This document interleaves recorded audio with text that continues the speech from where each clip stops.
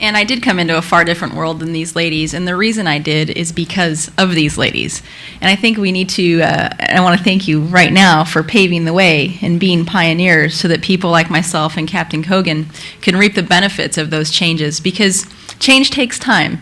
It takes time to move organizations and to move society into accepting different things. And because of women like this, we've been able to seize a different and more diverse range of possibilities. So I thank you very, very much. All of us have a story, and they're all unique and different. And for me, I went to an air show when I was 5 years old, and I met my first love, known as the F-4 Phantom.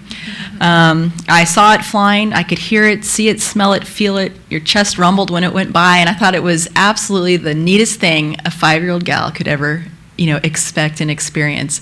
And that's when I set my sights on going to the United States Air Force Academy. And I had a very single-track mind, because at 5 years old I said I'm going to be a fighter pilot. And my dad said, well, you'll be a great fighter pilot. And I had no idea that legally women weren't allowed to fly fighter aircraft. And I kind of went through my life telling all of my friends I was going to be a fighter pilot. In 6th grade, I told my teacher at a presentation of what I was going to be when I grew up and how I was going to get there. That was what we were supposed to talk on. I stood up and I said, I'm going to be a fighter pilot. And in front of my whole class, he told me to sit down and come back when I had something more realistic. And I went home in tears, and I went home crying, and I told my dad, who promptly left. I don't know where he went or what happened, but I would love to find my 6th grade teacher today. But the point of the story is really that I am where I am because of the support of my family and my friends, and because I've always taken an active stance in choosing to surround myself with positive people. There's always going to be naysayers and the doubters, but I think if you really look around, you'll realize that you have a lot of people who support you and believe in you. And that's how I got to the Air Force Academy, and I went off to pilot training at Columbus Air Force Base in Mississippi. I was lucky enough to have the choice of any aircraft in the United States inventory. Put myself in a position at graduation to do that, and that's a bizarre feeling, because you've worked so hard and you've wanted this since you were 5 years old, and they go, hey, you want an F-15, an A-10, an F-16, B-1, B-52, what would you like to fly? By this time, the F-4 Phantom had been retired, and I liked it because of its multi-role mission, and I really prefer, even today, the air-to-ground mission, just for myself, and so they had replaced it with the F-15E Strike Eagle. So I went off to fly that in 3 operational fighter squadrons, got qualified, obviously all the way up to instructor pilot, etc.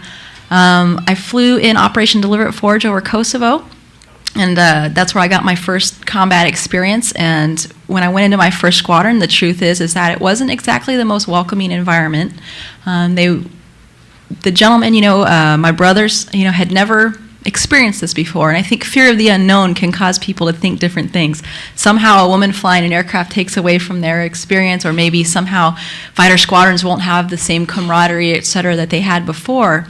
And it was really hard at that time, because I was trying to learn to fly, as a young lieutenant, I'm 23 years old, to fly one of the most advanced fighters, and I'm trying to keep a stiff upper lip, and I did because I sought out the people who were supportive.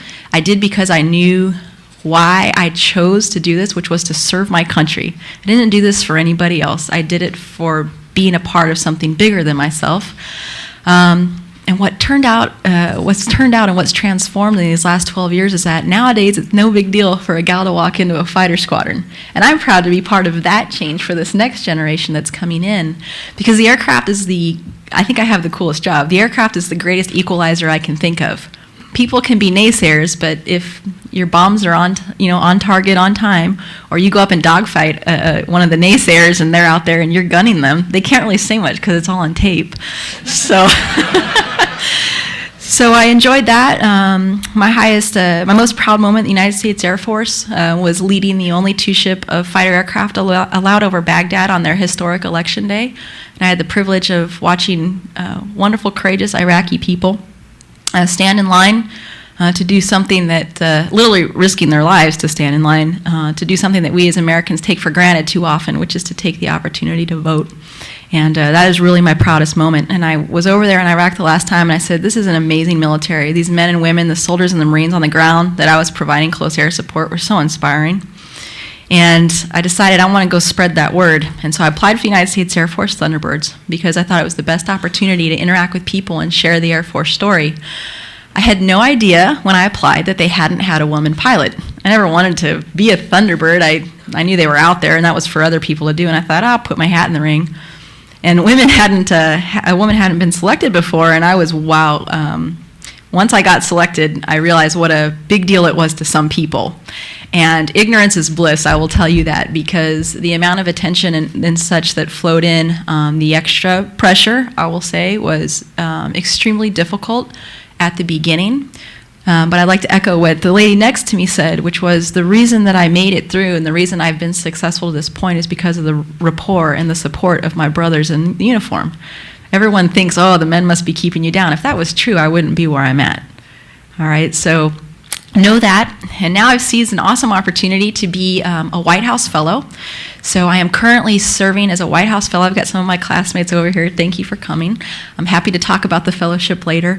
And my job is to work at the office of the President-elect. And so that I was able to steal away for a few hours today to spend with you was pretty much miraculous because it is absolutely crazy over there right now. Major, what happens after your White House Fellowship? Well, after the White House Fellowship, I will go back to, I'm active duty, so I'm probably going to go fly an awesome desk at the Pentagon for a year. And after that, I just go right back into the Air Force like any other major. And I hope to someday return to flying the F-15E here, hopefully in the next 2 or 3 years.